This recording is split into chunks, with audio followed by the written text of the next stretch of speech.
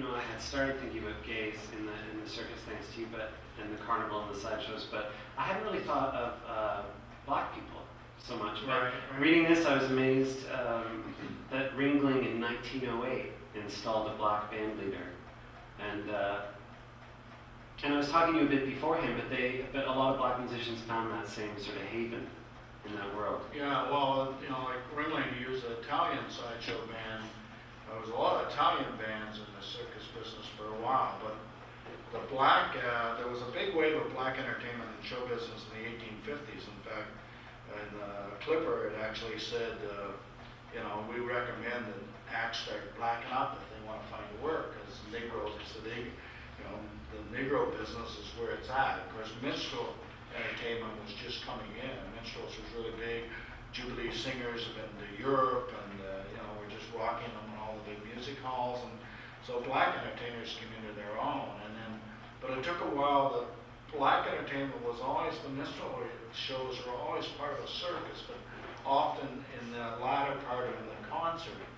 But then eventually they moved when the music became hot and the dances, then they moved all that into the sideshow, and it became almost half the sideshow.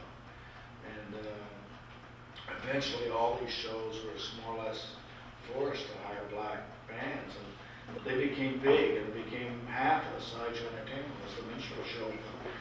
They'd play 3 or 4 numbers, they'd have 2 or 3 dance numbers, they'd have a couple of comics, and then they'd have the dancing girls. I said 2 or 3 dancing girls with them. So it was a big part of the show. But when you looked at black show business of that era, I mean, blacks on their own going for a contest. I mean, if you ever want to find out heroes, these are the people that are heroes. If you can just go managing traveling through the South or anywhere in those years by yourself or even in a bus, I mean, you had to, you just couldn't stop. Eventually, there was a couple of newspapers out of Chicago that were catered to black people and black entertainers, and they actually set up corners in towns. If you were a black person in town and you didn't know anybody, didn't have any place to sleep, which was somebody's house, you didn't stay at a hotel or anything, you would go to that corner and someone eventually would be there, and they would say, oh yeah, you can stay with us, or you stay with so-and-so, and they'd take them home and feed them and then take them back to the theater or the nightclub where you were working. That's how it worked. But on shows, you had a black sleeping car, which all the black people slept in, and you had the white cars, you had sideshow cars, you had concession. Everybody had concession except in one car, and it's still that way on the Ringling show. You're not so segregated, but you're divided up into departments. Wherever your department was, that's where you slept. And you had a bus that took you from the train to the lot every day. And even on the truck shows, eventually when all the shows were moved by truck, you had a sleeper, you had a cookhouse. So you didn't have all those problems of finding a place to sleep, finding where you could eat. You didn't have to worry about going in the wrong side, the white entrance or the black entrance. And so it was pretty nice work for black people to be able to go to somewhere where they're not only appreciated, but they didn't have all the hassles, the day-to-day hassles of just getting by. And the other thing that interests me that I don't know about is if you think of all those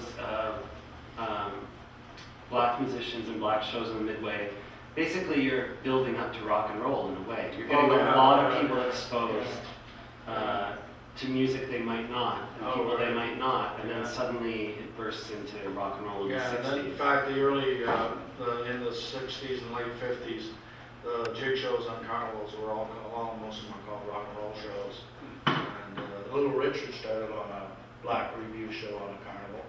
A lot of people, and through all the so many people, when you go see B.B. King, if you ask some of those older guys if they'd been around on Claxton, he had the black review on Royal American shows for 30-some years, and they all had played with Claxton. All those guys have been in the carnival bands. All those road guys, those road musicians, had all been around show bands on carnivals. Everything about the carnival is based on a story.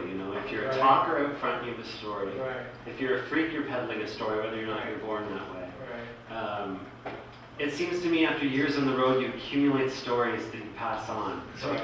And yet, there aren't that many people writing these stories down. I mean, you're one of the few who's actually recording them in any way. I wish talk to show people and you ask them.